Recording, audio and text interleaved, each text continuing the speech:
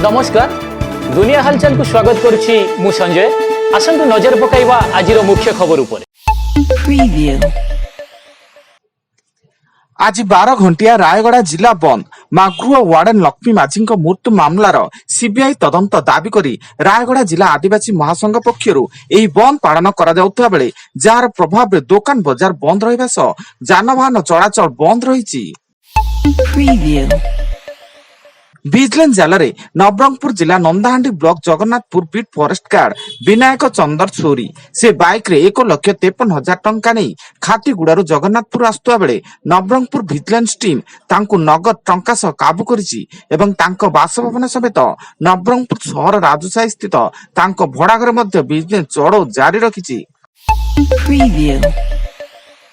सुकिंदा थाना अंतर्गत पिंपुड़िया मुख्य रास्तार भुवन एल&टी फाइनेंस कर्मचारी 54,000 टंका लुट से आदाय होइतिबा 54,000 टंका नहीं भुवन जाउथुवा बेले किछि दुर्बृत्त धारुआ हस्त देखाई तांकठारु टंका लुट करथिले। एनी थानार अभियोग पर घटनास्थल रे सुकिंदा थाना पुलिस तदंत जारी। आज नुआपड़ा जिला बीजेपी पक्षर सकाल 6टार अपराह्न 2टा पर्यंत बंद पालन नुआपड़ा जिलार चाषी समस्या तथा धान किणा दुर्नीतिर सीबीआई तदंत दाबी करी एही बंद पालन करा जाउथुवा बेले एथिरे नुआपड़ा जिलार बीजेपी राज्य कार्यकारिणी सदस्य पर्सन पाढ़ी युव मोर्चा सभापति अभिनंदन पंडा प्रमुख विभिन्न स्थान रे पिकेटिंग करथुवा परिलक्षित होईछि।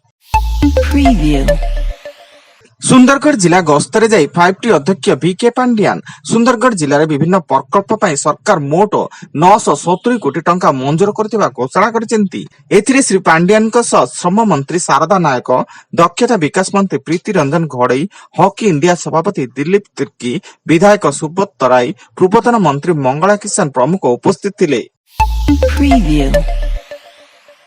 संबलपुर जिला बीजेडी उपदेष्टा प्रमोद रथ बीजेडी बहिष्कृत दलीय विरोधी कार्य दलरू बहिष्कार कर सूचना देइचंती बीजेडी सांगठनिक संपादक प्रणव प्रकाश दास।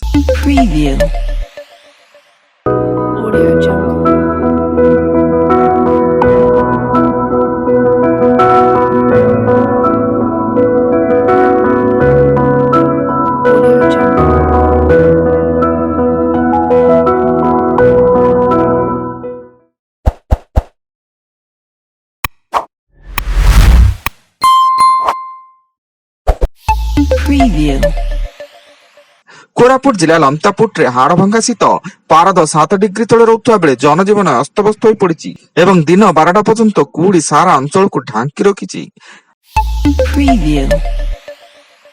बालेश्वर जिला सिमुलिया ब्लॉक कन्हईबिंधा पंचायत तिरखुआ ग्राम 3टी विरल धला गरुड़ पक्षी उद्धार ग्रामवासी चाष जमी को आसुवा बेले एक छोट भंगा ताड़ गछरे एही 3टी विरल पक्षी देखिबाकु पाइथिले।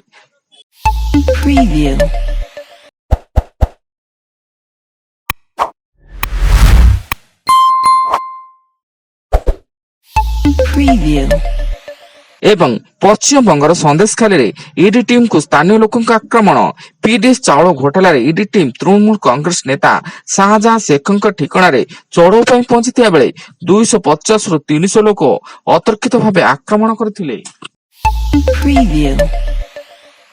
आज अधिक खबर जानिया आम वेबसाइट विजिट करंतु www.duniyahalchal.in। धन्यवाद।